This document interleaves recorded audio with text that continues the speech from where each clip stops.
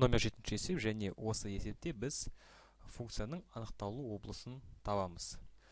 Яғни кез келген функция үшін оның қандай да бір анықталу облысы бар. Яғни анықталу облысы дегеніміз x-тің мәні. Енді байқасаңыз, бізде x дәрежеде тұр, ал біздің біліміміз бойынша дәрежеде кез келген сан тұра алады. Яғни жауап дегеніміз ол x тиісті r, x кез келген сан,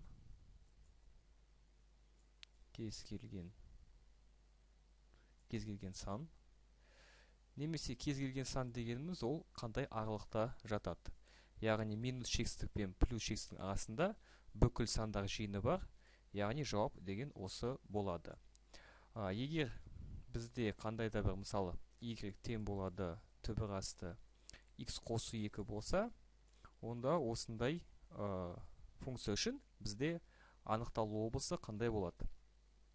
Әрине бізде x дегеніміз ол түбір астында жазылған, ал біз білеміз, яғни түбір астындағы мән, яғни толығымен x қосу 2 бүкіл түбірдің астындағы сан, ол үлкен немесе нөлге тең болуы мүмкін.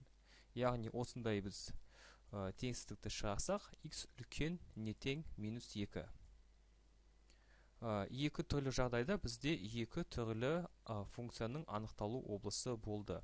Бірінші жағдайда ол x дегеніміз қандай да бір санның дәрежесі, ал санның дәрежесі ол оң, теріс, кез келген сан бола алады. Ал егер де бізде түбір астында болса, онда ол үлкен немесе нөлден тең болуы керек. Енді келесі есепті біз шығарып көрейік. Ол кішкене қиынрақ есеп. Функцияға y тең 8x қосу 7 функциясына кері функцияны табу керек біз.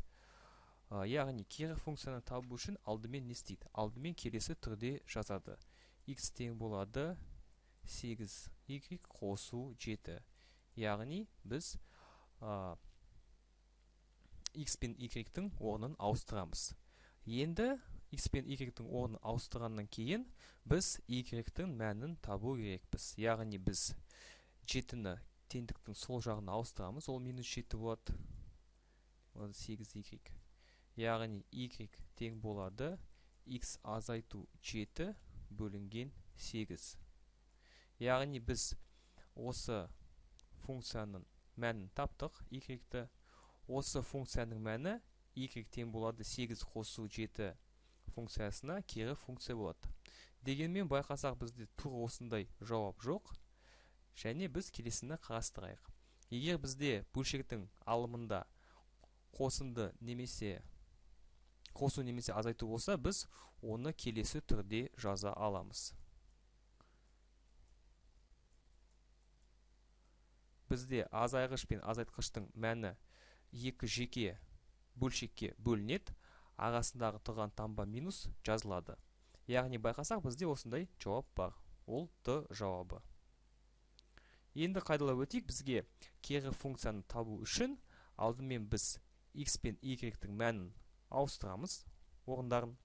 Содан кейін біз қандай да бір 8y қосу 7 деген x теңдеуін аламыз. Осы теңдеуден біз y-тің мәнін өрнектеуіміз қажет. Яғни y тең болады x азайту 7 бөлінген 8.